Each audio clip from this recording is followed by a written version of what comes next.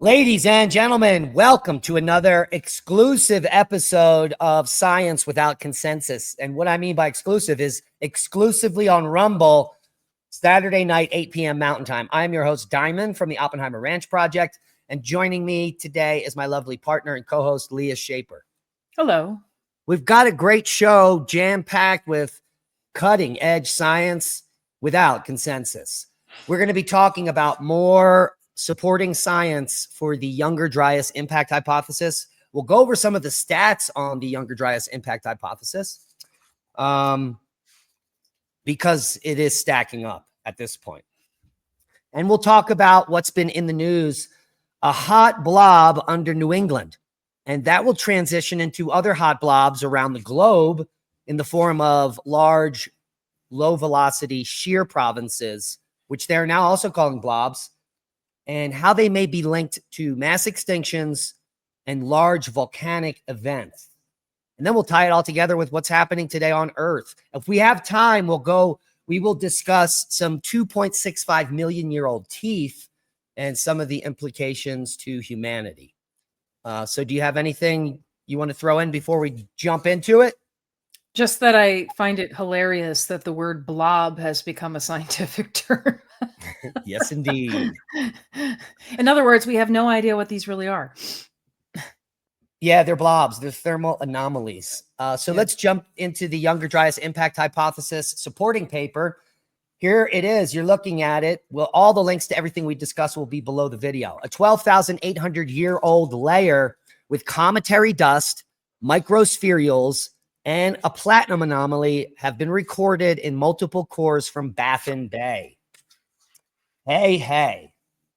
So did you read the paper? I did. Not all of it, but I read a lot of it. Yeah, and it seems to be, we've covered many of these papers supporting the Younger Dryas impact hypothesis, that they all uncover the same stuff at that layer, and clearly all leaning towards a cosmogenic event. Mm-hmm. Okay, so for those that don't know, the Younger Dryas impact hypothesis posits that 12,800 years ago, Earth encountered the debris stream of a disintegrating comet, triggering hemisphere-wide air bursts, atmospheric dust loading, and the deposition of a distinctive suite of extraterrestrial impact proxies at the Younger Dryas boundary, the YBD. Until now, evidence supporting this hypothesis has come from only terrestrial sediments and ice core records. Here, we report on the first discovery of similar impact-related proxies in ocean sediments from 4 marine cores in Baffin Bay that span the Younger Dryas layer at water depths of 0.5 to 2.4 kilometers, minimizing the potential for modern contamination. So they got these pristine deposits from deep underwater that have not been bioturbated, meaning like animals move through the sediment. So this is a really good data set that they're using.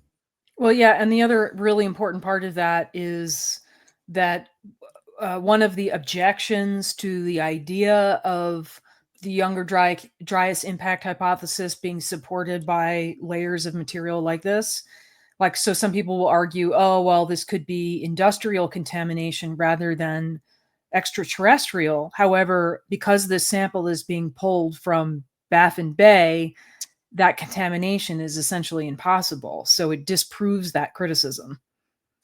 Yeah, let's talk about that. For those that don't know, you can go over to cometresearchgroup.org and find everything you want to know about the Younger Dryas impact hypothesis. You can also find a section, scientific publications, that show all of the scientific papers that have come out supporting and against the Younger Dryas impact hypothesis. And I will show you that here. And if you go down the list, there are over 100 papers in support of the Younger Dryas impact hypothesis at this point. Here's another one that just came out last week we're talking about. And there are only 13 against it. Mm-hmm. And so in a span of time, the ones that support the impact hypothesis have increased exponentially, while the ones against it are dwindling. Yeah. Well, it takes time to shift the minds of many. Sure. And there's definitely problems with the theories that explain the extreme cooling that occurred at the Younger Dryas that are not the impact hypothesis have issues. They can't really explain this. Yeah, so let's talk about that. So where is it? So here it is. Collectively, these findings provide robust support for the Younger Dryas impact hypothesis. The impact hypothesis event likely triggered massive meltwater flooding, iceberg calving, and a temporary shutdown of the thermohaline circulation, which would then be a perfect explanation to the abrupt Younger Dryas cooling. And so I don't know why they fight against it. Well, I mean, it's funny, right? Because one of the things that this paper covers, for example, would be like using a theory of like a massive volcanic explosion that, caused an initial significant drop in temperature on Earth, which from what we know from geological history, even the most massive volcanic eruptions really seem to only disrupt the climate for a couple of years at most. Yeah, and even a VEI 8 or 9, maybe a decade. Right. So, the idea being that you have a massive volcanic eruption that disturbs the climate for a couple of years and then sort of causes this chain reaction, allowing it to continue for, 1,200 years. But the problem with that is that the evidence of climactic change in that regard and how it relates time-wise to layers like the Younger Dryas layer that contains material like this is off. I'm not explaining this very well. Sorry. Yeah. What? Well, keep talking and I'll come back to that. Well, yeah. Let's talk about it. So the Earth was warming 14,000 years ago in the Bowling-Allerod warming, almost to levels during the Holocene maximum where we are today. And then abruptly, we've got this 10 to 15 C shift downward abruptly, instantaneously. And the only explanation for that is in my opinion, is to shut down the thermohaline circulation in the oceans, which would, is like The Day After Tomorrow, the movie. Right. Where areas that were once warm during the Bowling-Allerod rapidly freeze, like Europe and North America. Right. Which is exactly what happens during this Younger Dryas period. And to have an effect that lasts for over 1,000 years, I believe that that's the only thing that could trigger that. The ocean circulation stopping. Well, and that's part of the idea behind, the idea that a massive global volcanic eruption triggered this in the first place, that the thermohaline would have to be shut down somewhere along the way. Well, how does a volcanic eruption shut down the thermohaline circulation? Well, and that was one of the things I was going to say, is that part of the problem that I see with that is that we have not seen in the geologic record, we have evidence of massive volcanic eruptions, but what we haven't, and a very temporary period of global cooling, but what we haven't seen is that then triggering an extended period of global cooling, let's call it, such as what we see at the Younger Dryas event. So right. if that were the mechanism, we would probably see that elsewhere in the geologic record. And we haven't seen that. Right. And the current explanation for how the thermohaline circulation stops abruptly, causing this instantaneous cooling, is you have to melt all the ice caps instantaneously, essentially. And all that fresh water has to rush into the northern oceans, which would then immediately shut down those circulation currents. Yeah. And so it takes 1,300 years to salten up those oceans up there for the currents to begin working again. But what's weird is that the Younger Dryas event ends abruptly 11,700 years ago with an abrupt warming. Well, yeah, and that's what does that trigger? Right. I was thinking today as I was reading this particular paper, which supports all of the other papers that seem to make sense of the younger Dryas impact hypothesis, that this is probably the younger Dryas impact hypothesis is no, not the hypothesis. The younger Dryas event is probably one of the best understood climactic shift events that we have. Like I think we have a really good working theory that easily explains how this happened, but we don't have a good explanation for the bowling Allerod warming. Right. Right. What Like, took us out of the last glacial maximum? right. Like, how did that happen? I feel like if we could understand that, we could probably get a better understanding of all of the climactic shifts of our past on some level. It's got to be that the sun has 110,000 year cycle. Right. In recent memory. And prior to that, it was on a 41,000 year cycle. Right. It might also be the celestial mechanics that we really don't know a lot about. Sure. Yeah, that piece I think is missing from this equation. And I don't necessarily think that there's only one kind of cause for major climactic shift. But it is really nice that we kind of seem to have a handle on it for the younger Dryas anyway. And it isn't cow farts. No, it's not cow farts. It's certainly not. What I was saying earlier that I was unable to articulate at the time was just about the stratigraphic layer that aligns with what was it? I'm trying to remember now what volcanic event it was that is the Lockyer Sea eruption. So the stratigraphic, tephra from the Lockyer Sea eruption, which this is part of the hypothesis, the volcanic hypothesis or explanation for the younger Dryas event, does not line up stratigraphically with global cooling or the younger Dryas layer of microspherules. No, it happened 300 years prior. Right. So doesn't really. We went over a paper that proved that the Lockyer Sea eruption happened before the cooling. Right. Well before. Long before.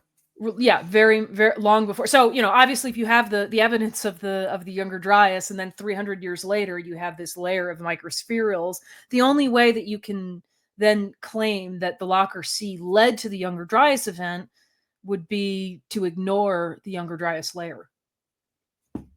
Yeah, and so the younger Dryas boundary is associated with something called black mats that that the against people claim are simply algae deposits.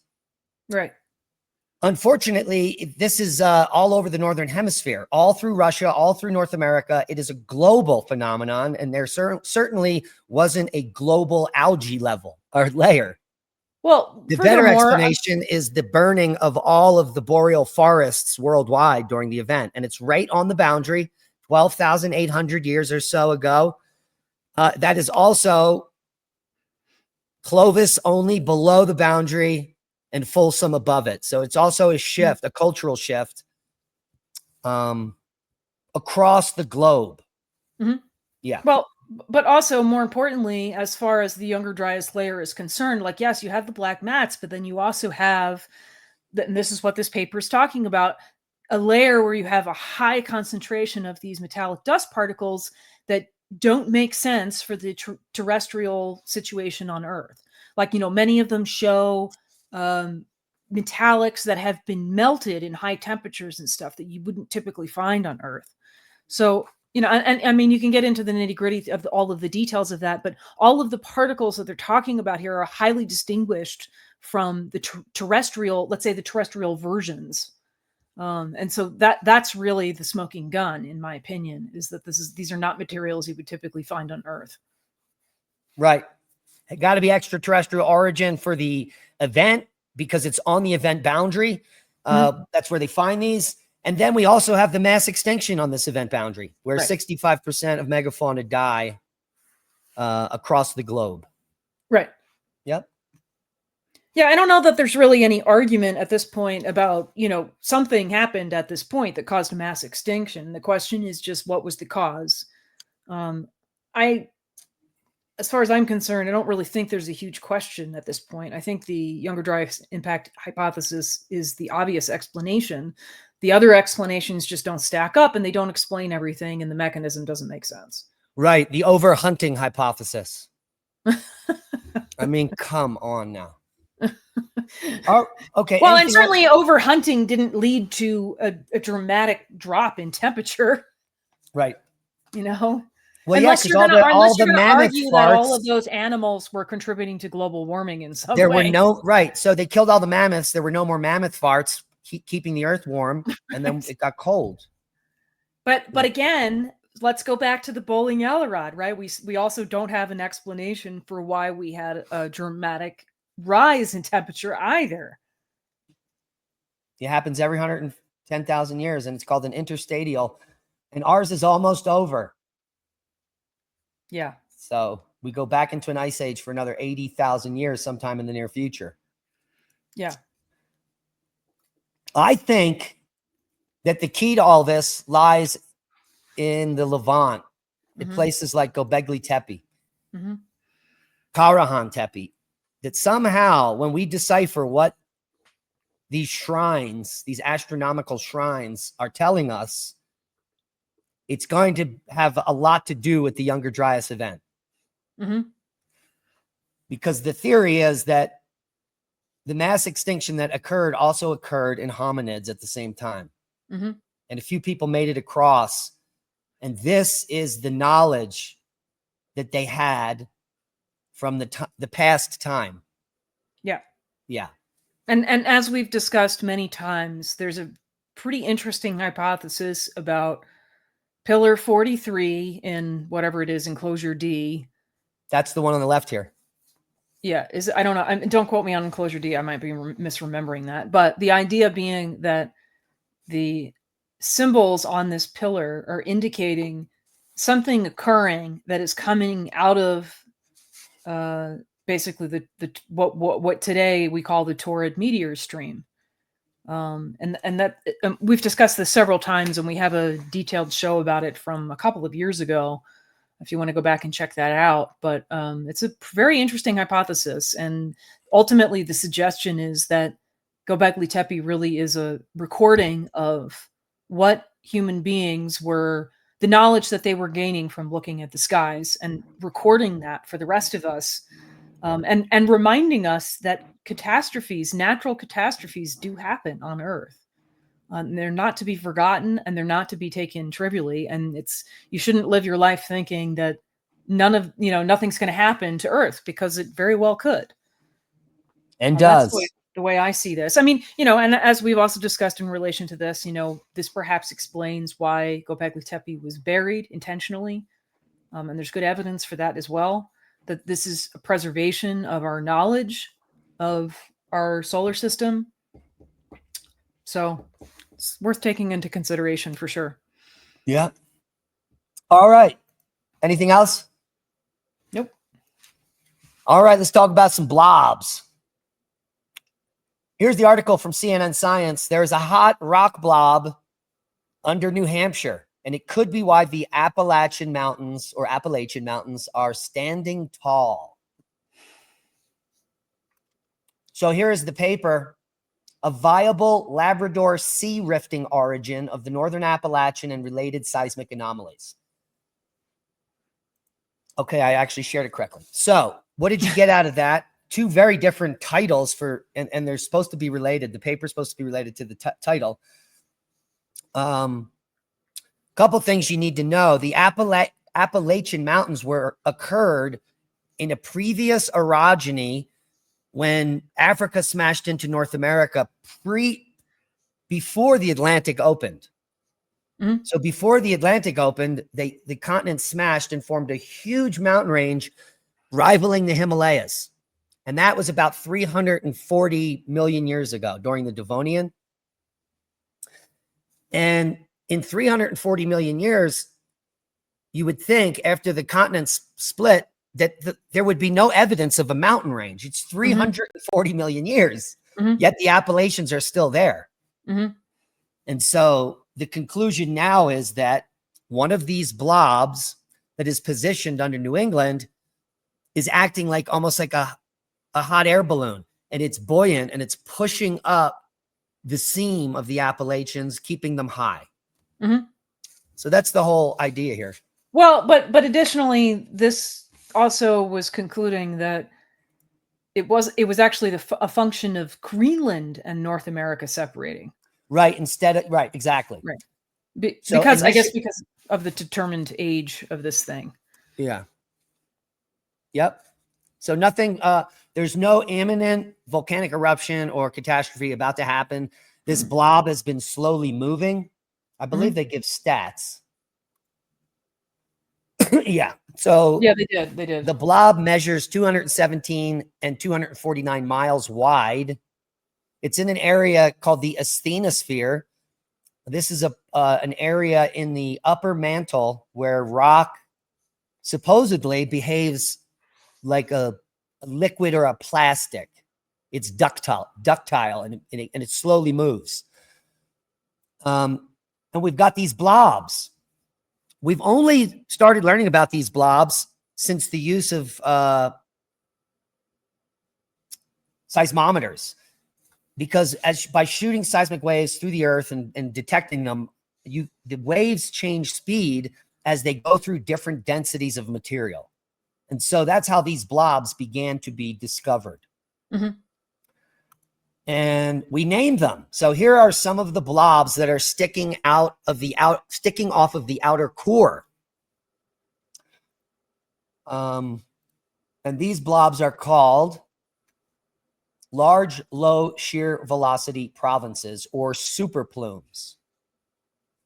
Now, what's interesting about these superplumes is that our understanding of them is developing. Mhm. Yeah.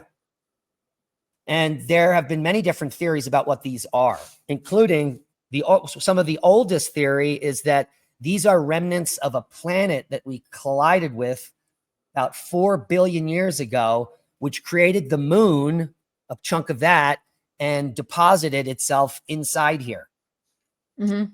What are your thoughts on that hypothesis? Well, I mean, every time I hear something like that, the first thing I always think of is like, I, I just, I'm very skeptical of the idea that what we end up with are these perfect spheres Yeah. after a collision. Like that just doesn't make any sense to me. That sounds like, Well, the idea is that it would be a proto-planet that's basically molten on the surface. okay. Yeah. And so Okay. that's how it heals itself back, you know? Yeah, it just It's doesn't it's right in my science. gut. It's science fiction. It's like like all the Barbell comets are fused together asteroids. Yes, it's exactly that, right? Like the odds of that seem so impossible, and like what's holding them together in the first place? Some sort of glue or something?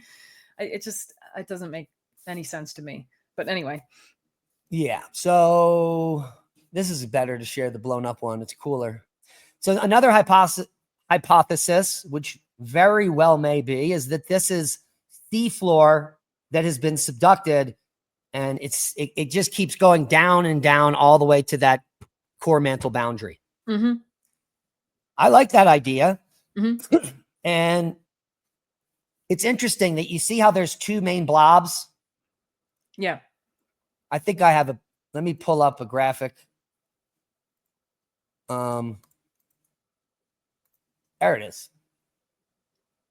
So this is actually going to flip the Earth 90 degrees. I don't see a different graphic than what you. Oh, there we go. Okay, So that's actually that thing just rotated 90 degrees. okay, yeah. And so you got the Pacific blob and an African blob. Mm-hmm. And so the Pacific blob is probably responsible for the Hawaiian Islands. Mm-hmm. It's basaltic material, which would be the same as subducted seafloor, and it's continuously erupting. So it needs a big source of lava, and that's the Pacific blob. Mm-hmm. The African blob, see how it's weirdly truncated? It almost looks flat. Mm-hmm. This may be what is rising up above the East African Rift Zone and about to pull apart those two plates. Yeah. In which case, it will be continuously erupting basaltic lava. Yeah. Which makes sense if it's subducted seafloor. Yeah. The geochemistry of the two blobs is different. Right. So it's not from a single source, which eliminates the planetary collision hypothesis. Mm-hmm. but it very well could be from two very different types of seafloors being subducted at a different time. Yeah. Or So being much older material. I think they say the African blob is older than the Pacific blob. I can't remember which is which, but I think you're correct. That perhaps makes sense just on the basis of, and this is a bit circular, but if it is in fact subducted seafloor, it makes sense given the location, because on the African blob is now below Africa instead of under a seafloor where you might expect it to be. Yeah. So that would, to me, would suggest that it's older because there's been continental shift, drift, whatever you want to call it, since then. Yep. The other thing that really struck me about this is, okay, we've talked a lot on this show about expanding Earth theory. And one of the factors that supports expanding Earth theory is that there is more expansion going on than subduction of seafloor, which at the end of the day means we can only be expanding, right? Yeah. But what's also interesting is that if these blobs are subducted seafloor, part of what happens, as you just described with the Hawaiian Islands, is that these lead to plumes, which lead to eruptions. So it's like the Earth is like constantly trying to like get this material out of its more center location and out onto Earth. Like we're constantly pushing material out. Yep. Seems to be the trend here, rather than us maintaining an equal amount of expansion and, let's say, subduction. We might be subducting, but at the same time, this material is getting pushed out again at a later date, which is kind of interesting. Yeah. So let's connect it all together here. Where do giant volcanic eruptions come from? Well, they probably come from these blobs. And then how do we connect it to mass extinctions on Earth? Well, if you didn't know, there are certain areas in geologic time where we had eruptions that lasted for millions of years continuously. Mm-hmm. And erupting mind-boggling volumes of lava onto the surface. The two major ones that everyone's probably heard of are the Deccan traps and the Siberian traps. And if you've ever gone out to Western Washington, you can see, well, actually Eastern Washington state, you can see basaltic lava flows that are thousands of foot thick. It's mind-boggling. It's like, where did this lava come from? Mm-hmm. And also these times are associated with major mass extinctions. Mm-hmm. The largest one we ever had that almost killed everything 265 million years ago, I think, is that's the date. Like 90% of all life on Earth was dead. It's because this continuously erupting volcano for a very long period of time polluted the entire planet with sulfuric acid. It was just a hell world. Mm-hmm. And so the idea is that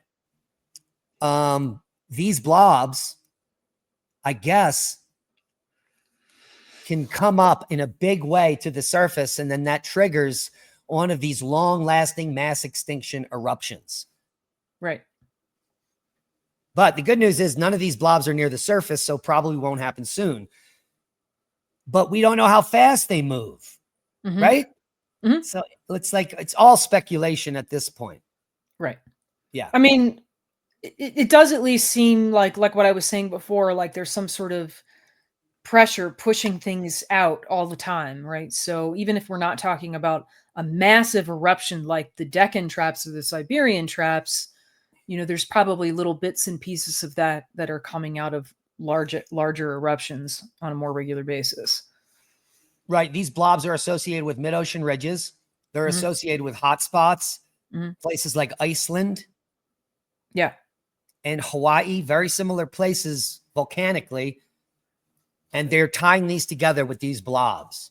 I think your connection between the East African Rift and the African blob is pretty important too. Because that will be the next mid-ocean ridge. Right. Yeah. Well, and the other thing that this does is it potentially provides an explanation for continental drift, plate tectonics. Like this could be the mechanism that What's starts driving it? Yeah, the buoyancy right, of these blobs. right. Yeah. All right. You want to talk about anything else on this topic? No, 252 million years ago was the Permian extinction. My bad. What okay. did I say? 264. Something like that. I don't know. 252. Yeah, let's see what they say about that, because this is a fascinating. Giant large-scale eruptions can have more serious impacts. One such event contributed to the demise of the dinosaurs 66 million years ago. That's probably untrue.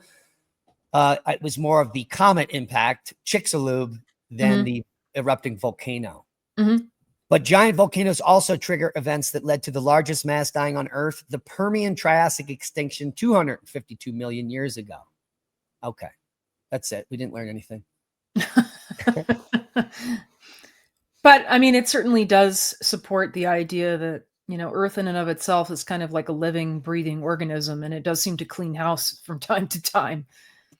Yeah, we'll leave you a link to the paper. Large volcanic eruptions are mostly sourced above mobile basal mantle structures.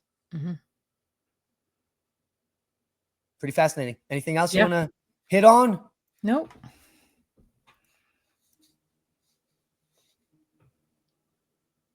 And so I'll also share you a bunch of other papers on these mantle plumes. Here's one, January 2025.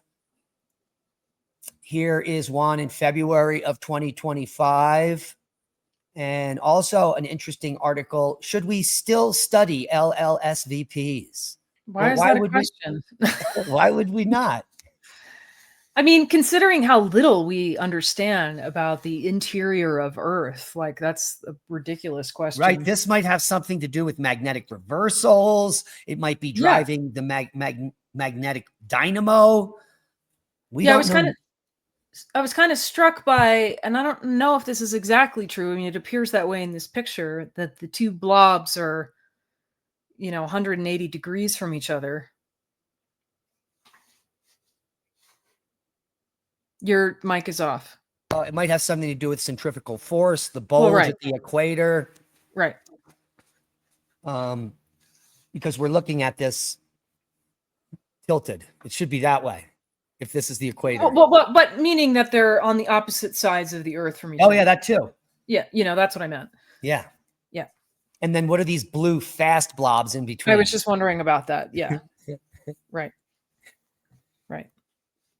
Yeah, there's it's kind of like, we sometimes talk about how much knowledge we don't even have of what's going on in the deep sea, and this is certainly no better. Our understanding of the interior Earth is based, partially on evidence, but a lot of speculation and theory. Obviously it's difficult for us to explore the interior of Earth, so that's certainly contributing. Yeah, we can barely get anywhere in there. It just gets too hot. Right. And the pressure is too high. Yeah. So, and then of course there's the question of what's the relationship between the interior of Earth and what's going on there and the rest of the solar system and the universe. We have questions about that, at least you and I do.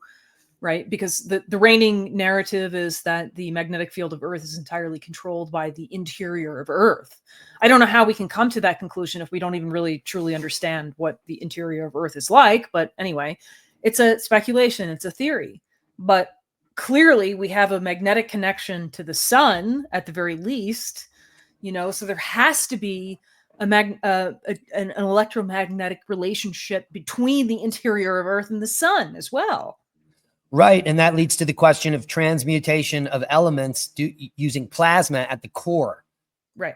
So we would have a plasmoid at the core rather than a solid iron molten outer core spinning. There would be something else that we haven't been able to conceptualize because we don't understand the temperature and the pressures at the center of a planet. Nor do we understand the plasma fields and the Birkeland currents that we can see, the aurora. We don't we can't know. Will we ever know? Yeah. I mean, and that idea, right, that there's a transmutation of elements happening at the core of Earth would help explain the idea that I mentioned earlier, that there seems to be this sort of outward pressure from the interior of the Earth to the exterior. The trend seems to be to push everything out rather than keep it the same. And which is interesting too, because human beings have been fascinated with, alchemy. That's essentially what transmutation of elements is Yeah. for forever. The closest modern approximation that we have to alchemy today is nuclear physics, right? That's how we actually achieve some level of alchemy in that respect. But I think perhaps the universe and the Earth in particular does it on its own. Yeah. So little we know. Yeah. Well, and the sun certainly does it as well. All right, final topic. 2.65 million year old fossil teeth unearthed in Ethiopia opens up current understanding of human evolution. The team of scientists found a total of 10 teeth, 6 molars, 2 incisors, 1 premolar, and 1 canine. They believe came from 2 members of the new Australopithecus species, which has yet to be named. Look at those molars. Mm-hmm. The new species marks the 7th discovered genus of Australopithecus, an early ancestor of today's people, primary ape-like in appearance, but with human characteristics like bipedal walking. Australopithecus had dental features almost identical to modern-day people, including a complete set of 32 teeth. The team also unearthed 3 other teeth that are 2.59 million years old, with traits consistent among the oldest known Homo species, first identified in 2013, which hasn't formally been named either. What are your thoughts? Well,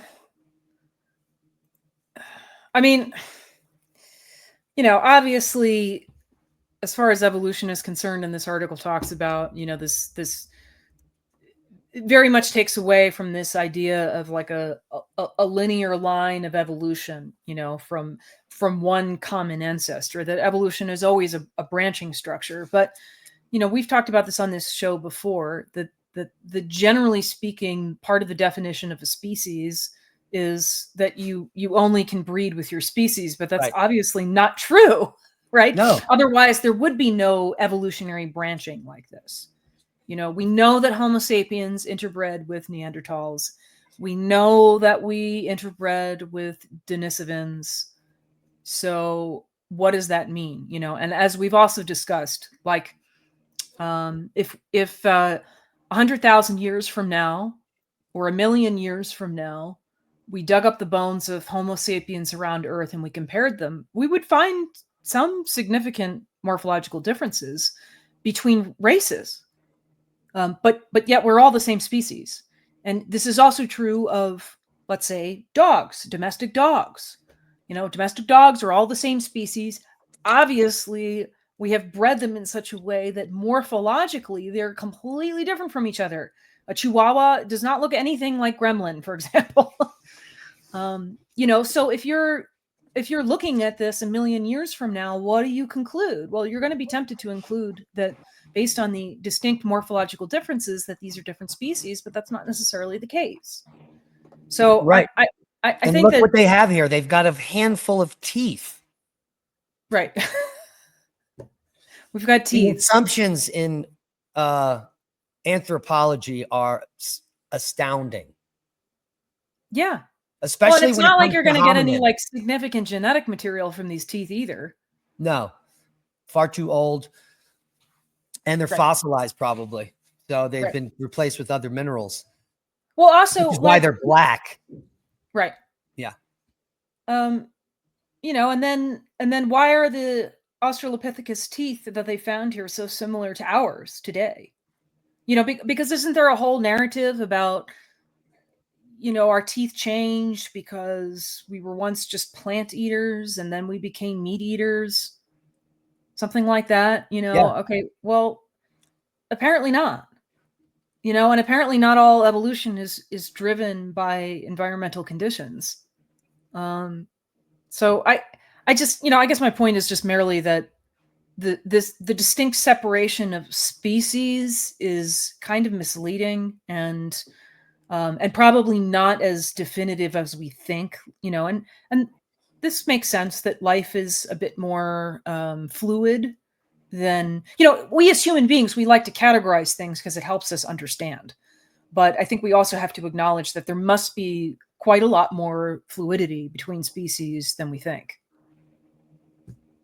And maybe that species designation is kind of arbitrary and really only to help the construction in our own minds. Yeah. But also this, this would indicate, as we've seen that, and we've talked about this before, that there, at certain periods in Earth's history, there's been all kinds of hominids walking around.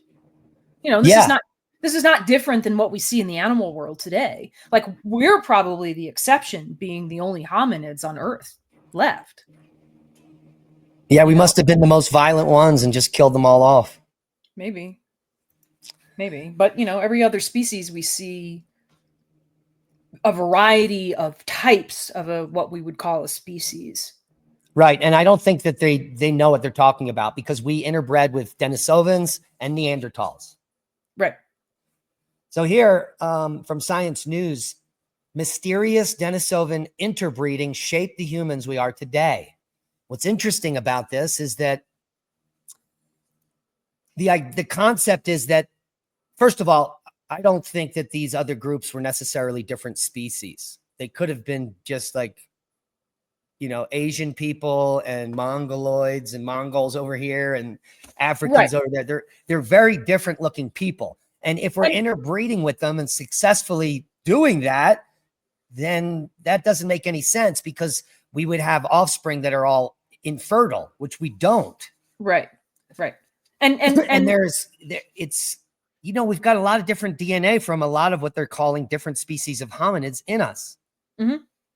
And they're claiming that it is these ancient hominid DNAs which make our current humans, less susceptible to disease, able to withstand high altitudes. All of those things come from the far ancient past. Right. We just discussed this about like the so-called junk DNA. Yeah. Is not junk DNA. No. I mean, because not only does our DNA contain the remnants of many other hominids, but it also includes the remnants of many viruses from before we ever came into existence. Yeah. So before they were even hominids, probably. Right. Bizarro. So apparently there's quite a lot of fluidity in here. And so the distinction, like let's say, that's being made in the summary of this article, right? Talking about that this gave certain humans, like you just mentioned, the ability to survive high altitudes, especially cold weathers, changing, let's say, the lipid metabolism of a human being. Like they're suggesting that those genetic distinctions are like what was making a different species, but that's not necessarily true. I mean, we can see that in the evidence of human beings today, that different races have different qualities. A Black person has qualities that I do not. An Asian person has qualities that I do not. And their genetic fingerprint is going to be significantly different than mine, and their body's abilities is going to be very different than mine. But that doesn't mean that we're different species. But that's essentially what they're saying here. Yep. Those particular markers are what distinguished the Denisovans, but that's not necessarily true.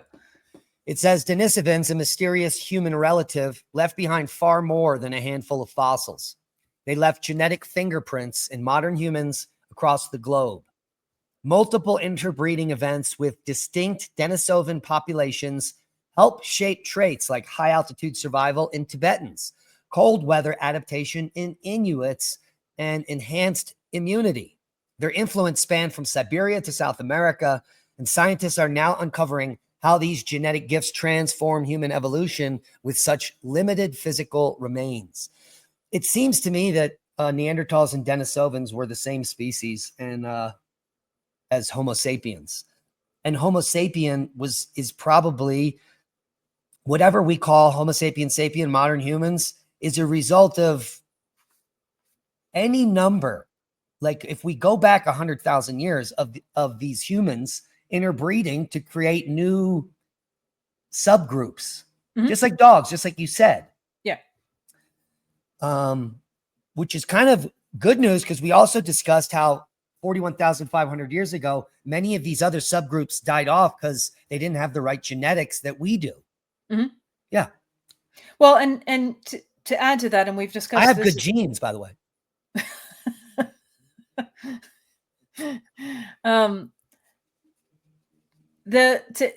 We've discussed this on the show before, but like, okay, so I think part of what's happening here is that you end up with a distinguished set of genetics that, you know, in modern science we're calling a different species, but it's like it's a subgroup. I think that what's happening is that the sort of the subgroups or the special, let's just call them specialized Homo sapiens, right? So a Neanderthal is a specialized Homo sapien, a Denisovan is a specialized Homo sapien. Maybe they're the same as you hypothesized.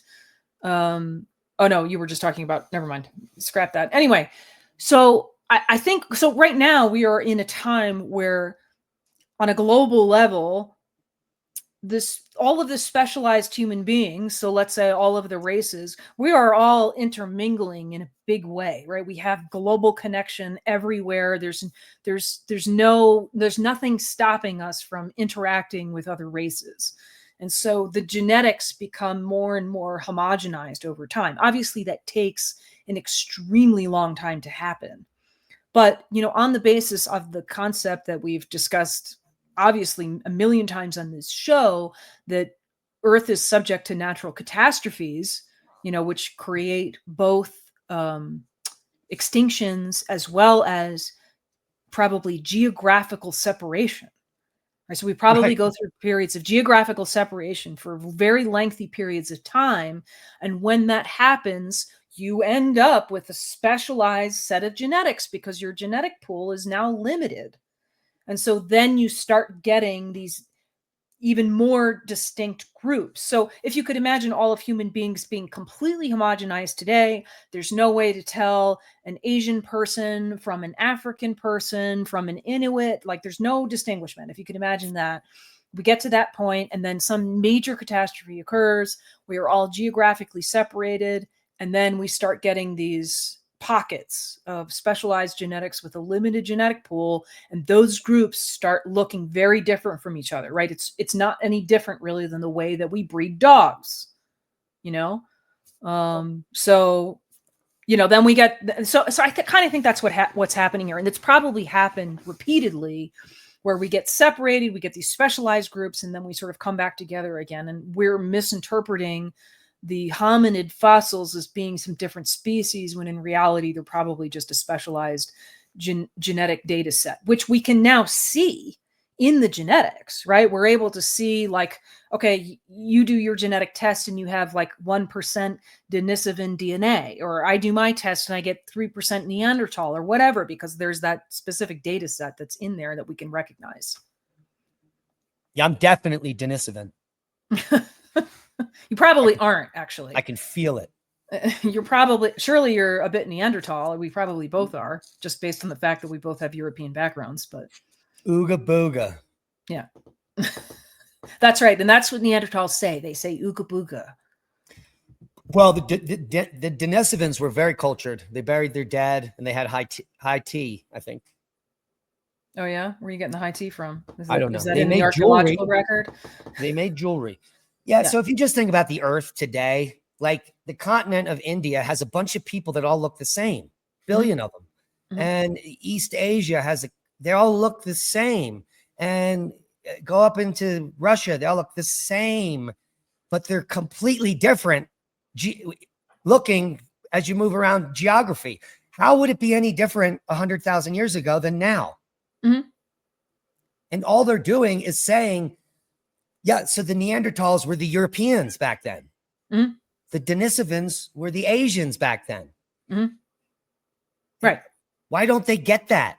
Right. And why isn't that a much better explanation than that we all came out of Africa, which as far as I'm concerned has been completely disproven by the one simple fact that you have the vast majority of African populations have a ghost DNA that the rest of us don't have. So how can we all have come out of Africa then? Especially if that ghost DNA predates the hypothesized out of Africa date, which as far as I know does. So Right. like, And when they say out of Africa, they're talking about ape-like creatures. They're not talking about humans like us. Like the right, Australopithecus we talked about. These right, were hairy ape-like hominids that occasionally stood up on two legs. right, Yeah. So it's right. very weird. Yeah. Yeah. That was a great show. I really don't think this is a big mystery or anything. Like I think that it's when you look at it, based on everything that we just discussed, what we just discussed actually makes perfect sense.